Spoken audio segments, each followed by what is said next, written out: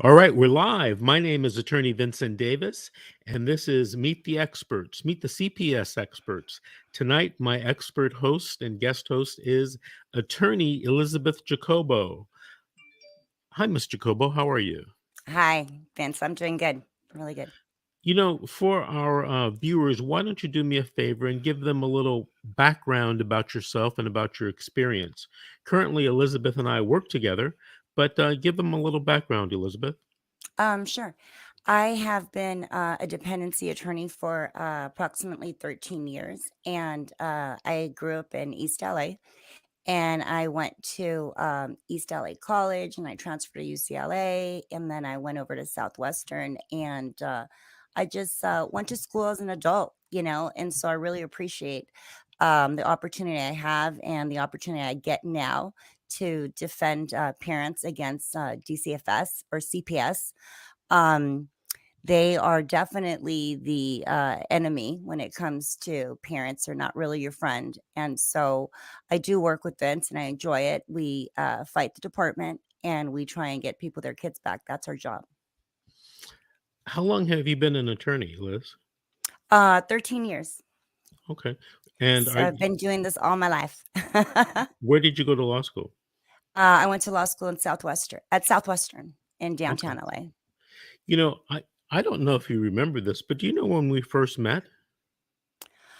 I remember our paths crossing over at, the courthouse, but I don't remember exactly when we first met. It's been a long time though, right?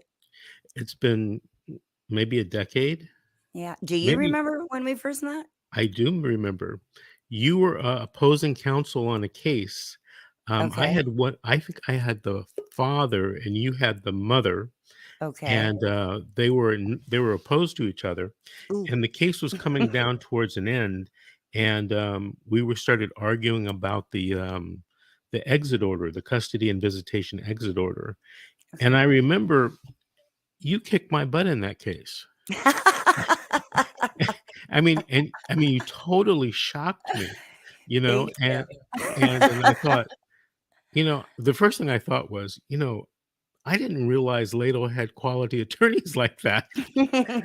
But don't get me wrong, Lato does have, some good Right. quality attorneys, and that's the first time that we met.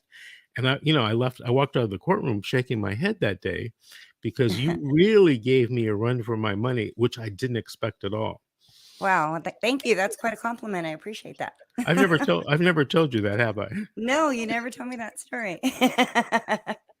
Okay, so what we're going to do this evening, we're going to try to take some comments from the audience, from the different social media platforms that we're simulcasting to tonight.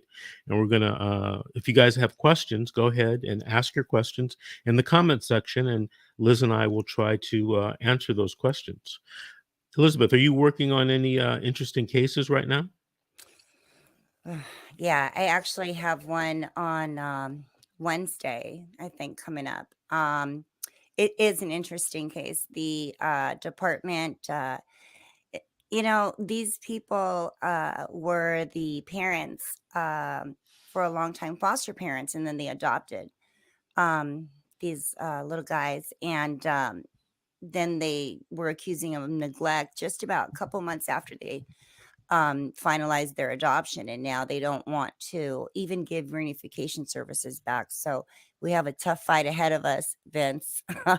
We really do. What's Wednesday? Is it a trial or something? It's the adjudication about the jurisdiction itself to start off with, and problem is there is a little bit of maybe a tad bit of medical neglect that I think our client would even see was, they could have done a little bit better and get the child to the doctor sooner. But I mean, some of the things that they're alleging are beyond that. So it's not really something we can, negotiate on that. We're going to have to just go piece by piece on what the department really has as far as evidence goes. Are you subpoenaing any witnesses, planning on cross-examining any witnesses during the trial? Well, the biggest thing is the disposition because it's a no FR recommendation. So we've got a bigger trial lined up for that, where we're going to have some testimony from. Um, I think mom's attorney may have even looked into getting an expert to talk about bond between the parents and the children because of the no FR rec. So it Okay. should be interesting. What about the social worker? Are you guys planning on Oh yeah, definitely. We're crossing the social worker tomorrow because there's been just so much blatant disregard even for the court's order. The court's made some pretty decent orders as far as contact is concerned with the family, and they actually hired us because they have been just changing the orders on them with visitation and giving them a real hard time and blatantly just actually sending texts that say they don't care what the judge says, they're not going to follow an order. So we're happy to share that with the court tomorrow too. I oh, mean that's Wednesday. that's always good, sharing those types of texts. Yeah, that's going to be good.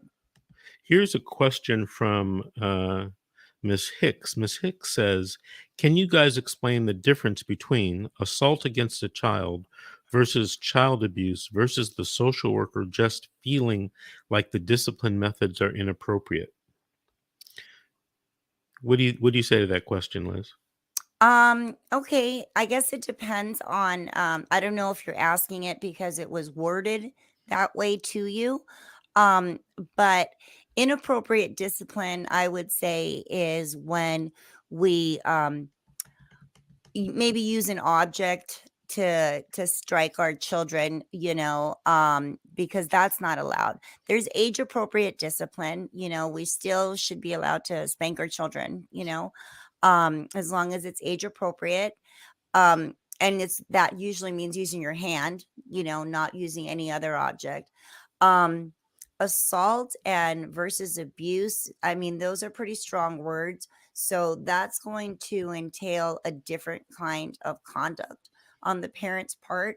Actually, I would say using some sort of object, doing something that is violent towards the child. It just kind of depends on what we're talking about, because I mean discipline is one thing. If you're spanking a child or doing a timeout thing, I don't know what kind of inappropriate discipline you're referring to, but there is a difference in that question that you asked. What do you think, Vince?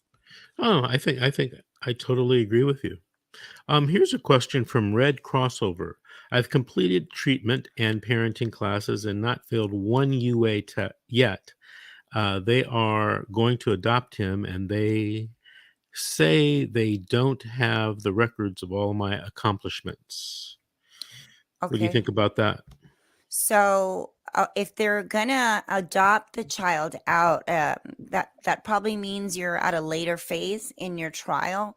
There's two phases of family reunification and family permanency, right? So once you come in, you're given an opportunity to get your children back. That's called family reunification. That's where you'd be doing the treatment, the parenting, the drug testing that you said you did.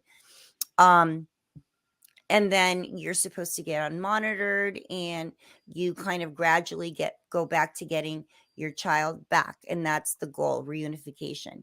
If they're saying that the goal is adoption, that means that they're at permanency phase. So what you're going to need to do is, before that hearing, which I'm assuming is a 2-6 hearing, you would have to file some documents to put the brakes on that, or else the court will go ahead and terminate your parental rights. I hope you have an attorney, court appointed or otherwise, so that they could help you prepare those documents.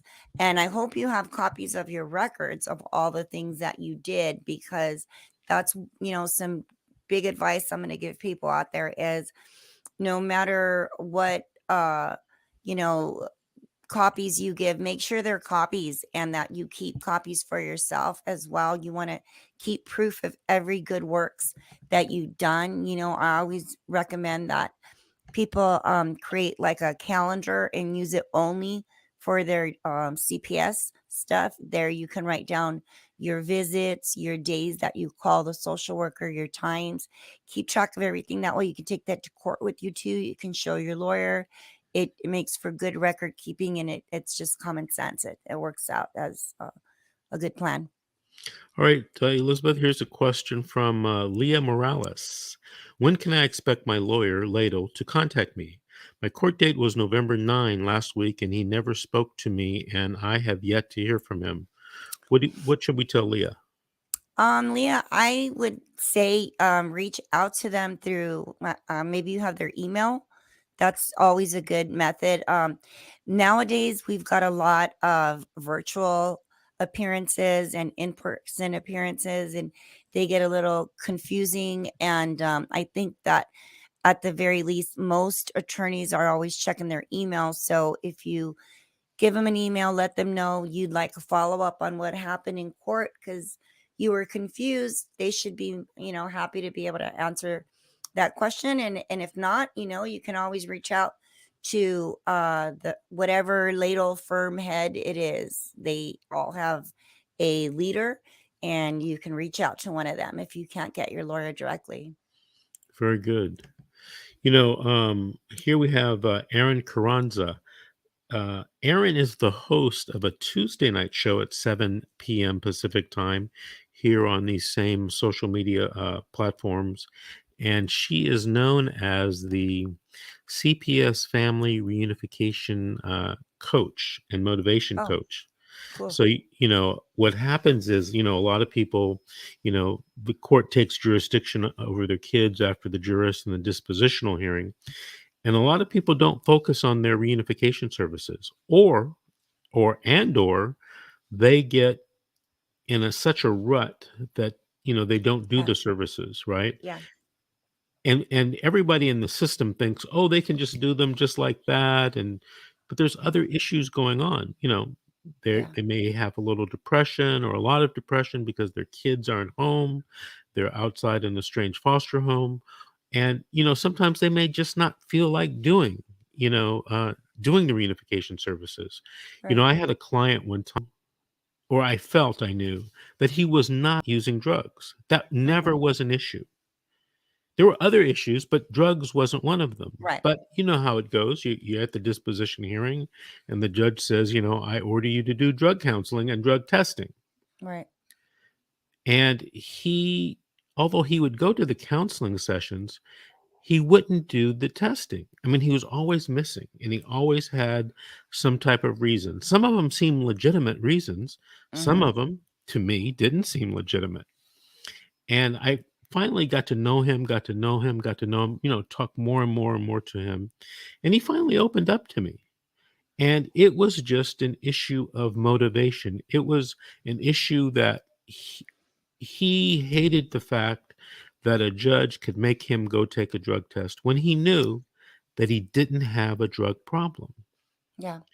And I needed to talk to him to convince him, to go do this. We took the case up on appeal. Um, but while it was pending on appeal, the time was ticking away. Yeah. The 2-1E hearing was approaching, and That's the bad you know, part. he needed to do the testing. So I finally convinced him, but man, it was a job. And that I didn't feel that that was part of my legal services, Yeah. but it was something that he needed.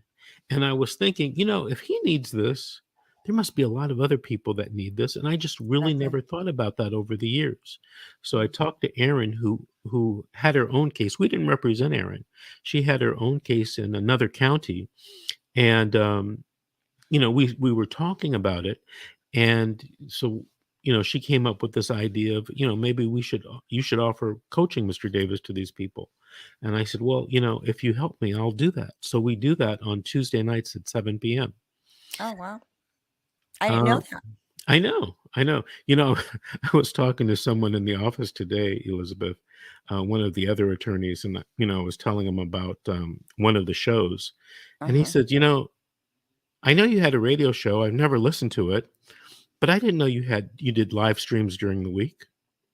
And I said, yeah, there's several live streams on, sometimes multiple times a day. Right. So I need to tell more people about it Yeah, so well, that they'll know. I found out from the last great invitation you gave me, but then it got me interested, so I did start to follow up and follow you after. Okay, here's Becky. Becky's from Vermont. Can this program help with someone in Vermont? Becky, the answer is yes. I'm not licensed in Vermont. Neither is you're not licensed in Vermont, are you, Elizabeth? No, only in Cali. Okay. You know, a lot of our attorneys in the office are licensed in other states. Right. And I didn't know that, and I was surprised. Um, there's somebody that's licensed in 3 states, but, Yeah, you you know, have an impressive, list of the people that work with you, you really do. yeah. So, Becky, yes, we can do some consulting or coaching, but give us a call, 888-888-6582. Okay, here is Carissa. Carissa, hire a private attorney, SAP, that specializes in child protective services. Do it SAP. They've been doing these court cases behind closed doors due to COVID, and no one has been allowed in the courtroom, and the Zoom phone calls, etc., do not come through. Fa- Faded hire private attorney ASAP. You know, I put that up there, Elizabeth, because I wanted to ask you a question. How do you think COVID has affected these cases, I or was has just it talking about that. or has it really affected these cases? Because Uh, I go to courtrooms and it's like, oh, COVID, it was just a thing, nothing happened, everything's cool. What do you think? I'm really concerned about the long-term effects of COVID. Um, I see problems coming up right now, as a matter of fact, because what you had was, especially with the visitation orders with COVID, that really created a barrier for our parents to have decent contact with their children. And they were just getting away with it. You weren't able to see your kids, you had to see them only on Zoom. Some people didn't have the capability to do that or the resources, a phone that did that. And they just make the orders like everybody can deal with it, and it's very hard, especially being an attorney. Um, I mean, now I'm getting more used to the whole virtual world that we work in, but it was really difficult in the beginning for myself to transitioning to taking on, turning in their paperwork electronically and not getting that personal, kind of touch that you're used to when you see somebody in person. So I think it's, in some ways, the court itself, though, I know runs a little smoother because I think there was a lot of things that we had on calendar that maybe didn't need as much time and could be done, via Zoom. Um, but I mean, I was just in court today, Vince, which I hadn't been in a long time. I thought we were going to do it via WebEx, and I'm emailing and I'm telling them I'm on the WebEx, da da da da, and they let me know that my client's there. And so, yeah, I had to do the whole trip over to Monterey Park today, as a matter of fact, and it was virtually pretty empty, not too many people there, you know. But I'm Mhm. I'm worried about the statutes, limitations, and the time frames with our clients, and a lot of them that, they didn't even get their trials heard for so long because of all the mandatory extensions that they gave, just, like a sandwich, just didn't worry about how long these kids were out of people's homes. So I think it's going to have a long-term effect. I want to see if I can play this video clip of this movie. I don't know if you heard about this movie, Elizabeth, but it's called Failure to Protect. And it made Mm-mm. its premiere at a film festival in Los Angeles a couple weeks ago, 2 or 3 weeks ago. And now it's going from film festival to film festival. But I want you to take a look at that and tell me what you think. Hold on. Is this the one that you guys were They talking say about? that they're interested in taking care of the little innocent ones. They're not taking care of our son. They told us they could do a better job than us, Doc. That's what they said. If I could say anything to a mother who just got their children detained, you're in a crisis. Life feels like it's over. The most important thing is regaining custody of your children. The child welfare system at its core is designed to protect children who need protection. Okay, and that's key, is who need protection. So social workers, out of fear, will remove more children rather than only remove those children that truly need to be removed. The difference between the criminal system and the child welfare system is substantial. You have more rights as a criminal than you do as a parent. You're not proving your guilt, innocence, or anything. You're proving how better a parent you are to the system. And you're just driving to be the parent.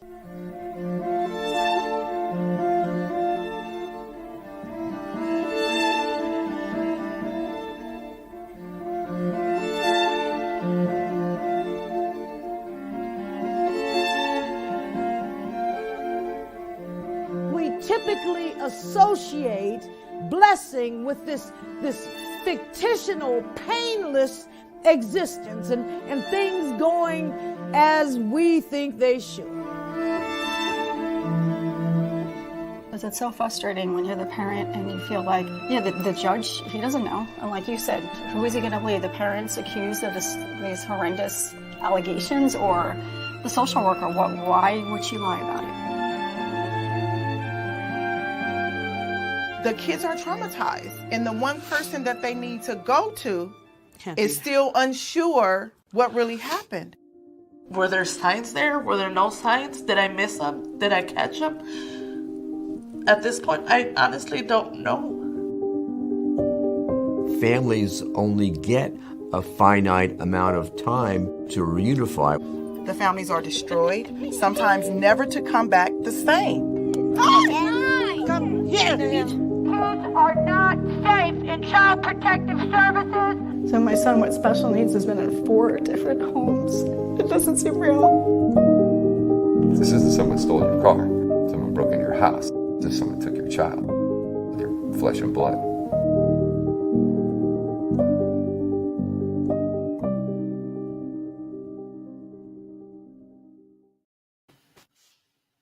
Wow, that's heavy. I haven't seen it. I do want to see it now. Yeah, it is. The gentleman who made it, his name is Jeremy. I forget his last name, but he interviewed me probably 3 years ago, and I had forgotten. The premiere is, in a couple Saturdays. Sure would like you to go, and went down to LA Live, and it was there was a film festival going on, and it was part of that film festival. Oh, nice. But that movie now, he's submitting it into, and it won an award at the film festival, from what I understand. And it's going now, he's going on the road with this movie, going from film festival to film festival. Awesome. So I had an interesting conversation with him about the movie afterwards. And I said, hey man, this could be like, any other movie, you could do, this is episode 1. You should keep doing this, every couple years. And he said, it was a lot of work, but he's a filmmaker. And, he was doing other documentaries, other films about other stuff, in life. And he wasn't going to focus on this CPS issue. But he told me something interesting. He says, in all the cases that your law firm does and how long you've been doing it, 30 some years, he says, I bet you have a lot of stories that could be told. And I said, well, I do. And so he says, well, I asked him, I said, well, would you give me the template, on how to do something like this? And he said, yes. And he said, wow. one of the most important things is, the funding. Yeah. And in the movie, which was really interesting to me, I mean, you had Judge Nash there, right? Right, I saw that. You had attorney Robert Powell, you had attorney Sean McMillan, real heavyweights in this area. And they had social workers. No social workers were in the trailers, but they actually had social workers who were on some of these cases. They showed pictures of, film of the children, and then these people going to court. And I was wondering how they got permission to do all of that Right. Yeah. from these confidential cases. But it was interesting. I thought it was a very good movie, especially if you didn't know anything about the system, and about child abuse and about social workers taking away your kids. But the reason why I'm bringing this up is if you have any interesting stories, please let me know because we've started to make our own movie. Oh, wow. Yeah. So we're torn right now about whether to focus on one family or multiple families. In this movie, they focused on I think it was 3 or 4 families, and it was not happy endings, right? Hmm. Which I thought was realistic when I first heard about the movie and everything. I thought, well, everybody likes a happy ending. These are going to Right. end, the right way. With it, families are being united, and it wasn't like that. It wasn't like that at all. And it kind of was kind of a gut punch to make you realize, hey, when you remember when they detained all those kids that were coming across the border, quote unquote, illegally, and Yeah. they What did they separated, do with them? yeah, they separated them from their parents, and then the country went, up in arms and Right. outraged Oh, uh, yeah. on you know and and I thought to myself, well, they do this every day Every day. in juvenile courts around the state of California, all over the United States. And I don't know if you know this because we get calls on the radio show. They have the same system in Canada, the UK, Australia, New Zealand. Oh, and it's not um working there, and they still do it everywhere. Court uses that you can't just, when your kids are removed from you, they are just up and taken away.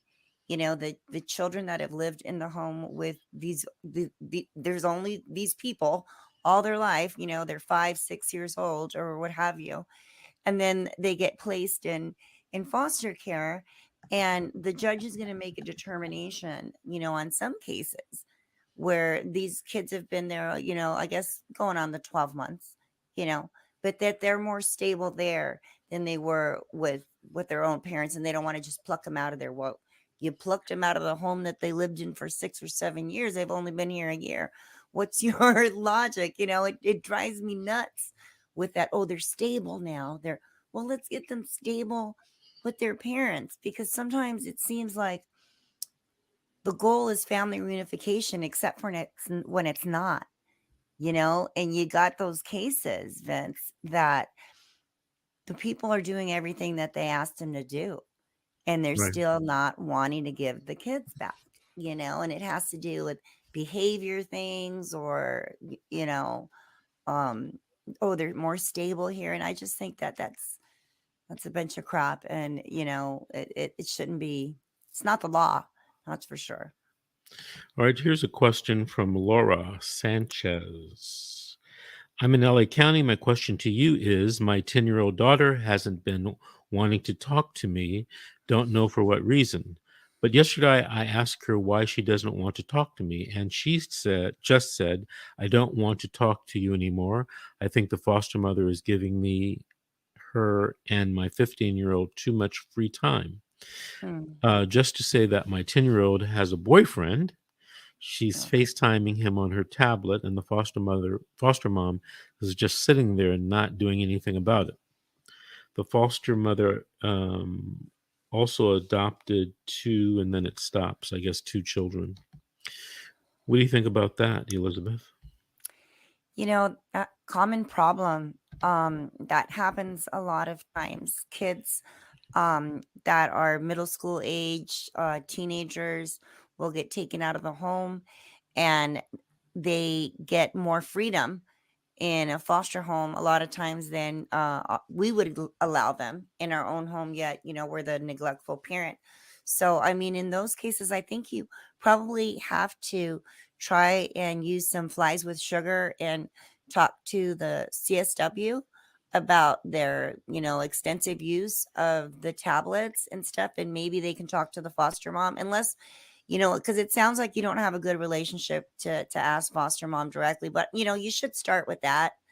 And you're still the mom, SW, because I can't think that they would think that that's healthy either. Nobody needs too much FaceTime with devices, and kids, that's all they want to do these days. And of course, they don't want to visit with you or talk to you or do your visit, but bring that up that way, or try and do some, your kids are 15 and 10. Hopefully you're doing some conjoint counseling with them. That's always helpful, to reunify.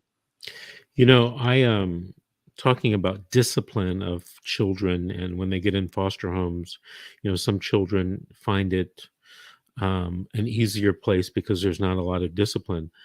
I haven't told this story in a long time, but many years ago, when I was first on the panel, like 20 years ago, 25 years ago, I represented a guy who was an illegal immigrant who came to this country. He got married to a woman, and they had a baby. But this woman had an older child, a daughter, and they were staunch Catholics from Mexico. And the daughter was a teenage girl. She might have been about 14, 15. And he, as the stepfather, wouldn't allow her to go out on dates. And she was pissed. And she made an allegation that he sexually abused her. Bingo. And here's the story. The story gets more interesting. He swears to me up and down when they had the courthouse in Van Nuys. Do you remember that? They had those. No, I never been to that one. Okay. I wasn't there. Well, before the big building in Monterey Park, half of the dependency courts were in Van Nuys and bungalows. Oh. And we were standing outside in the bungalow, and he was, telling me how this is, all of these allegations are not true. Right. And I'm standing there thinking, well, damn, he's really adamant about this. Maybe he's telling me the truth. Mm-hmm. Well, we had the trial, and I cross-examined the girl, and she's like 15, so she's kind of sophisticated. She's able to follow her story and follow whatever she's saying. Right. And of course, the judge sustains the petition, Mm-hmm. and the kids are removed, the baby and the girl. And the girl got to go to a foster home where she basically got to do whatever she wanted. Right. Now, they decided to criminally prosecute the guy. Ooh. He was convicted, and then he was deported after serving a sentence. He was deported back to Mexico. And, several years go by, and I used to have an office when Stephanie Davis and I were partners. We had an office on Wilshire Boulevard between Normandy and Western, the old Paramount Plaza buildings. And we had something called a Fijian suite where, you rented the office, you shared reception with other attorneys, you shared a conference room with other attorneys, and you shared a law library with other attorneys. Now, remember, there's no, at this time, there's no internet. There's nothing like that. Yeah. So everyone used the library. Go to Right. the books. Right. So one day I'm in the law library, and I look over and I see this young woman sitting there, and she's doing research. And it's obvious she's doing research for one of the other attorneys, on the floor. They used to send their Stepdaughter. Yes. And I didn't say anything. I just went about my business and I left. Case is long closed. Right. My guy, he's been deported. And I see her a couple more times over the next couple of weeks in the library. Okay. Finally, she approaches me. She says, "Excuse me." And I said, "Yes." She goes, "Are you Mr. Davis?" I said, "Yes, I am." Now I know who she is, Mm-hmm. but I'm acting like I don't know. Right. And she says, "You don't remember me, do you?" And I said, "Well, to tell you the truth, I do remember you." Mm-hmm. She said, "Yeah." She says, I want to tell you something." I said, "What?" She says, "That case ruined my life." And I'm thinking, well, maybe Ruin your life. Yeah. maybe my guy, did something to her, and her life is Right. ruined, right? Right. And then she says, I lied. Oh, She says, I lied. And she said, I lied because he was too strict. He wow. wouldn't let me go on dates and out with my friends, and my mother wouldn't do anything about it. Mm, So I found out from people at school how to get him out of our house. mm, And it was to make a false accusation of sex abuse. Now, listen, does sex abuse happen to kids? yeah. Yes, it does. Yes, it Mhm. does. I'm just talking about this one case. Right. And what she really, really regretted was that her half brother, remember the baby that was Oh, born, yeah. grew up without a father. Oh, And because of that, he got involved in the gang scene, in the drug dealing, because he right. had no, according to her, male motto, That sucks. right? Yeah, and it happens.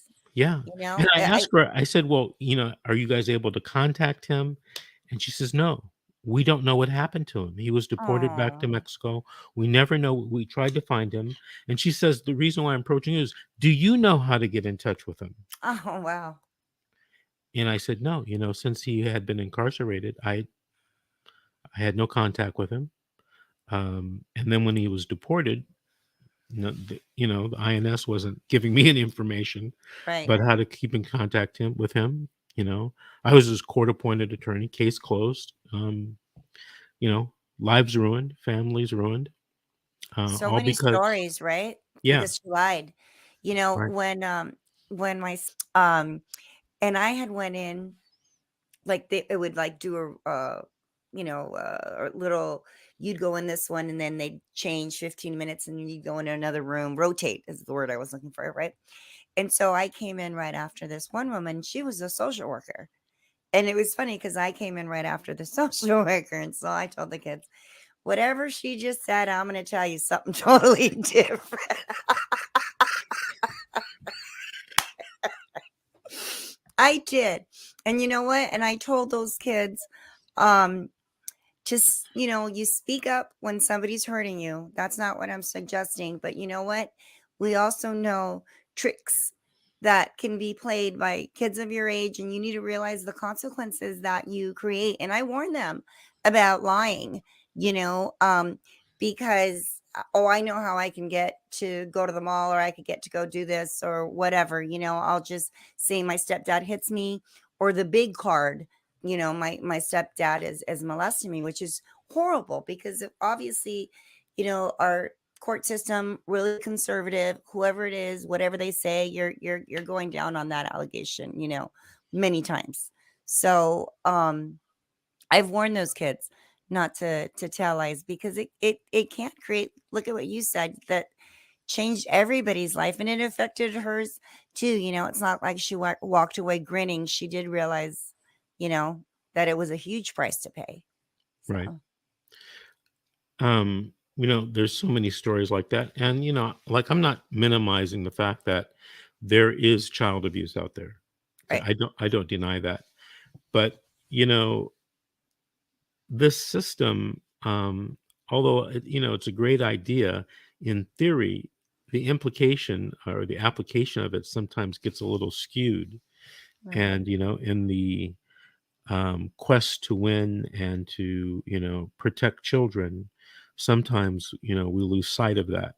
The other day, I was doing a closing argument in front of a judge, and, I basically said, Judge, the social worker's telling us you know, teenage girls don't lie. I said, you got any kids? Right? Everybody lies at some point. And some point, they'll tell a lie and it starts to snowball. Right. Starts to snowball. And I often wonder, what would I do if I were the judge? Yeah, Right? What would I do? And when I think about that, I think, that's a really hard job. it is. A really hard job.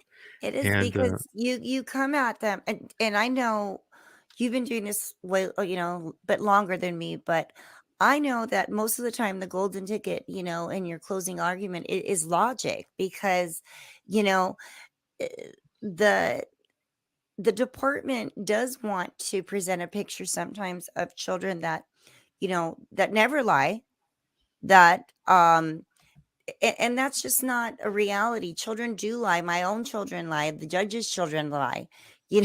Everybody tells a little tale here or there. So for them to take what these kids say, especially when they're really little, and how about when they take really little kids' statements and they act like that was, it had to be true because she was 4 years old and she said it, So, and they use that as reliable evidence Right. to take kids away from people every day, and it's not Right. cool. Here's a question from Melissa. Hi, I'm supposed to have visitation with my 2 kids for 2, I guess, hours.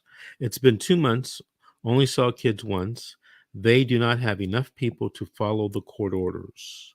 What do I do? What do you think?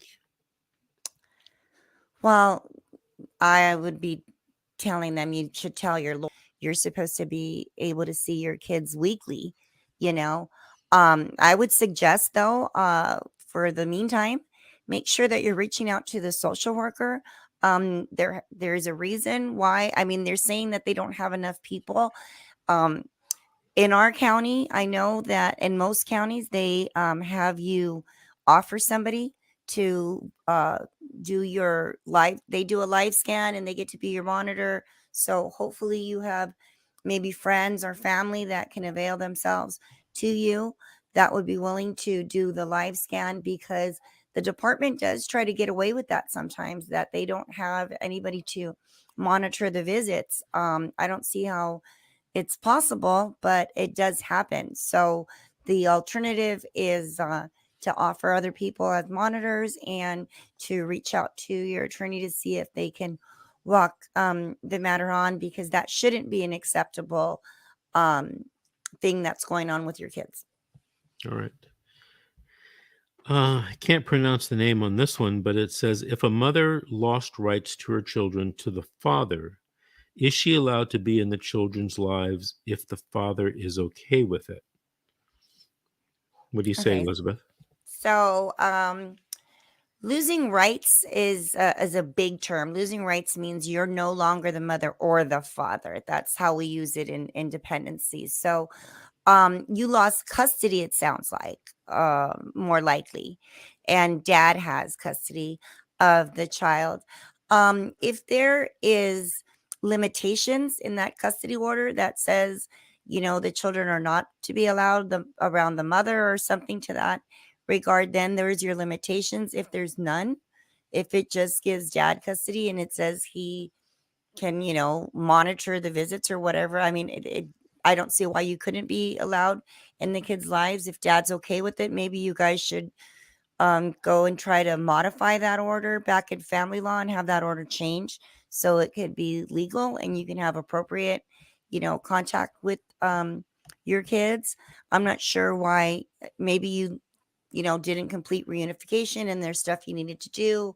So, as long as there's no limitations on the order itself that says you shouldn't be around them, and dad wants you to be around them, I don't see that it should be a problem. Okay. Here's Casey Metz. Casey says, question. Judge ordered the department to give a transition and is following what they wanted. What happens if the department refuses to give the kids back after it's court ordered? Assuming this case is in California. Elizabeth, what do you say?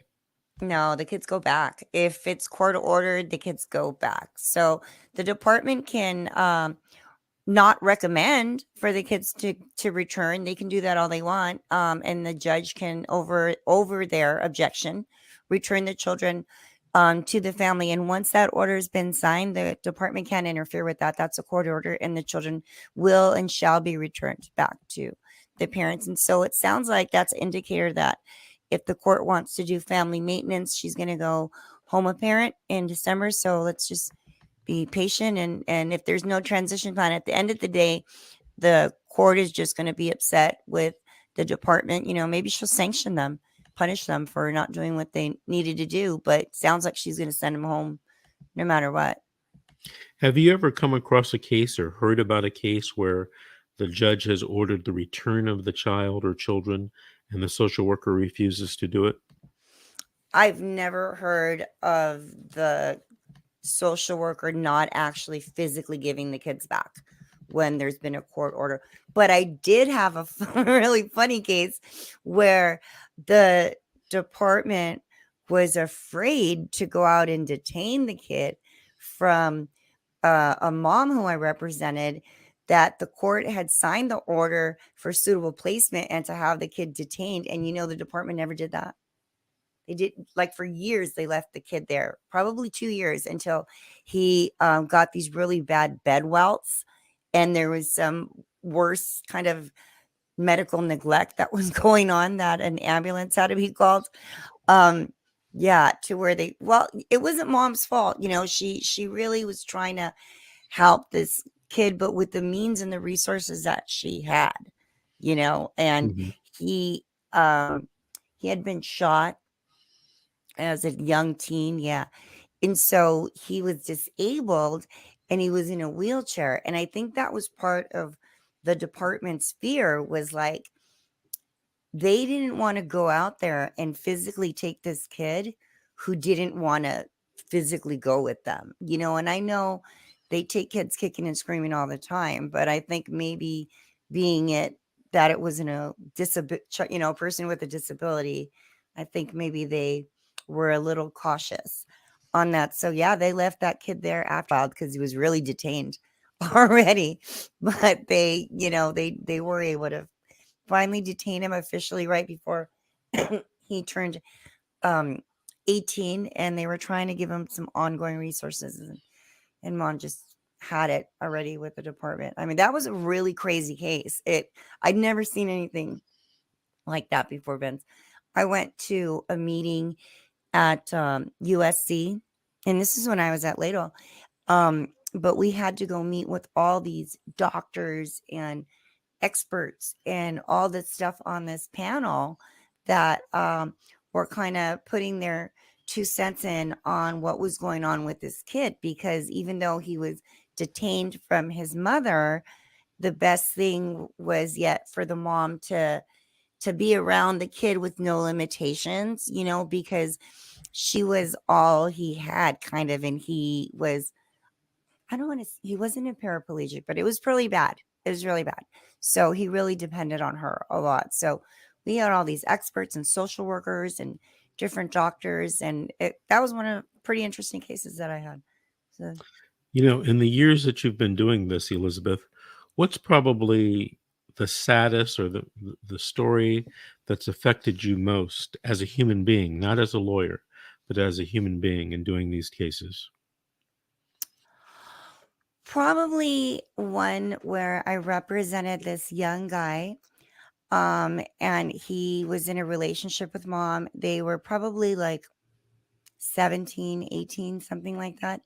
And it was a shaken baby case, and he ended up going to, I don't know that he got convicted at the end, but they were holding him in juvenile custody for being the alleged perp of the case. But here's the sad part.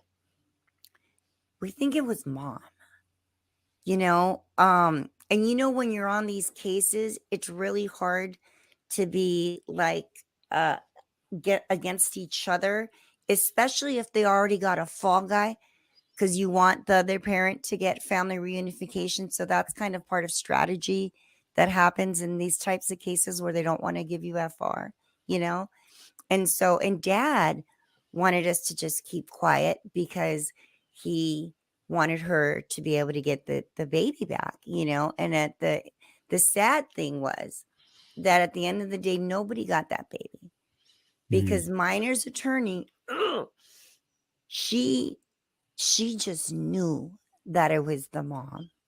I mean, she just, why? Because mom was really young. She really didn't want the baby in the first place. The only caretakers were really the mom and the dad, and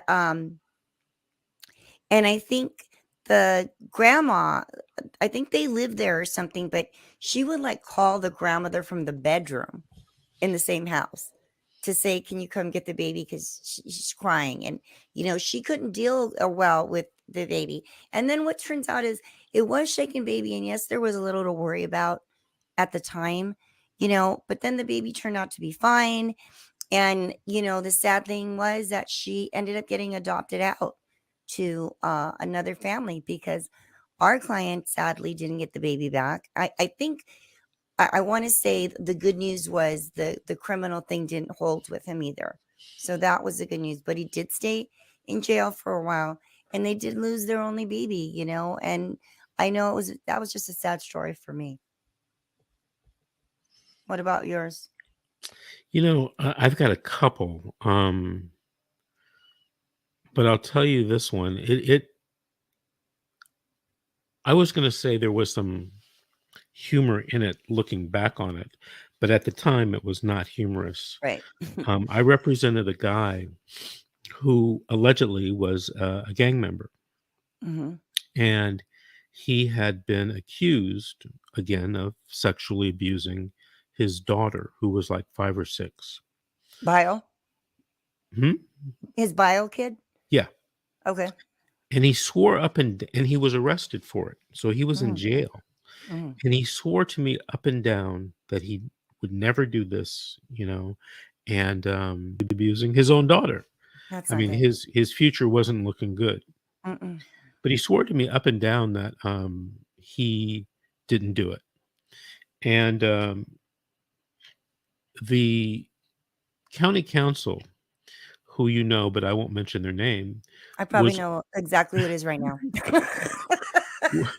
was telling me or was trying to convince me to give me a deal, to make this thing go away. Mhm. And my client told me, he says, Vince, I can't do it. He says, if I plead no contest to this, I'm a dead man. Right. And, so he was very serious about it. So we got to go to trial. And I'm thinking, this is not, I'm thinking, I'm going to try my hardest, but this is not going to turn out well. But anyway, we go through the trial, and the county council, who happens to be retired, she's questioning the girl, and, the girl's giving all the right answers.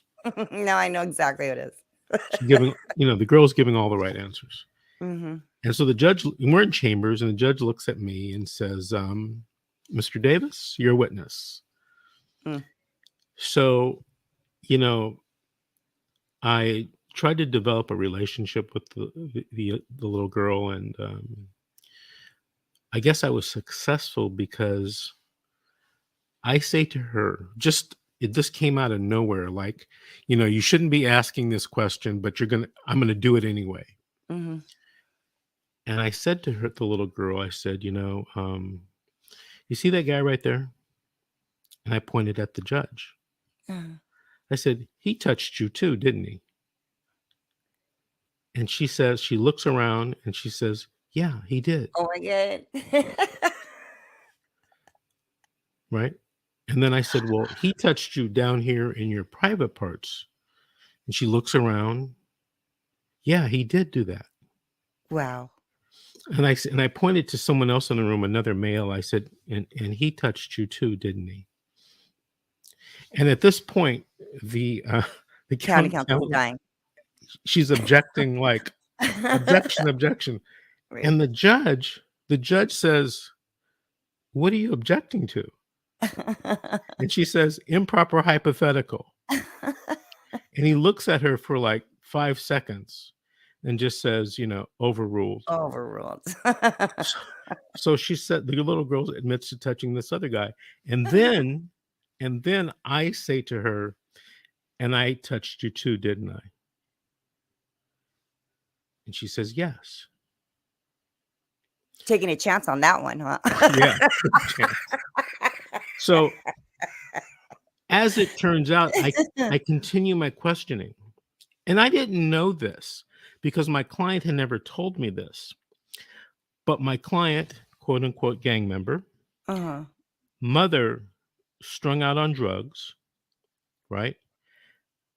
Mother's mother was a big sure that my client didn't get out of jail. Right. She's going to save the grandkid and the daughter. Mm-hmm. right? Because my Yeah. client got her involved in drugs, Mm-hmm. allegedly. That'll take care of it both ways. Two Right. birds. Mm-hmm. And I asked the girl, who told you to tell us this? Ooh, grandma. And she said, oh, my grandma. Yep. I've gotten lucky on one of those before too. Did anybody tell you to say that? My grandma, Right. sometimes you can feel them, you know, but you, you can also have a not so great moment when Right. they You can go down in flames, taking risks like that. well, you know what? I thought it was funny. I had one the other day, and first, first kid testifies, and no, I'm afraid. I don't even want to have a visit by myself. I'm like, oh my God. I'm dying on this one, right? I didn't call them. I had not called them. Minors counsel called them to prove her point, right? But the last kid testified, and he was my boy. I love that sweet child because they said, so your mom wants to be able to take you home today. You know, would you be comfortable going home today? And the little boy goes, I'll give her a shot. All right. We have time for one more. Here we go. Elizabeth Jasmine Duarte. I'm homeless and I was a victim of human trafficking and I'm being accused falsely and DCFS took my kids. I lost my place.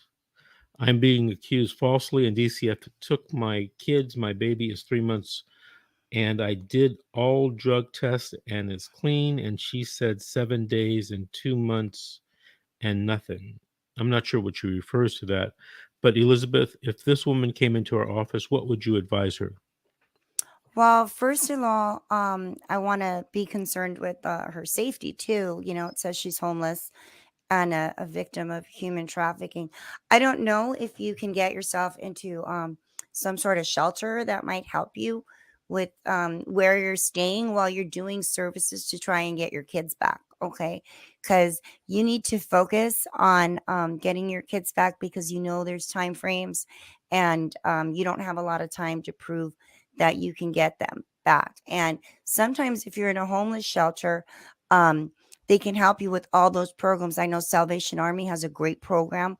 I don't know of any others. I don't know about you, Vince, but sometimes if you get into a good program, you can really build everything up. So that way you can get services there. They can help you get your visits.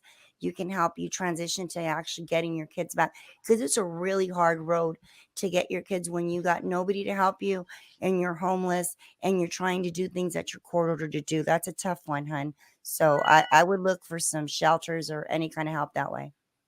Okay, Jasmine, I hope that helps you. Elizabeth, we've come to the end of our hour. I Wow, want that to was thank fun. you. Thank you for being a host, a co-host this evening. I'm going to have the producer give you a call about appearing on some of our other shows during the week, our live streams. I want to remind everybody that tomorrow, one of our flagship shows is CPS Family Reunification Coaching and Motivation with Coach Aaron Carranza. So everyone, please tune into these same social media platform and channels and listen to Aaron and her guests tomorrow night. And All that's right, at 7, you said? 7 p.m. Pacific Yeah. time. Okay, I'm going to check that out. All right. All right. Well, thank you, everyone, and good night. Thanks, Vince. Bye-bye.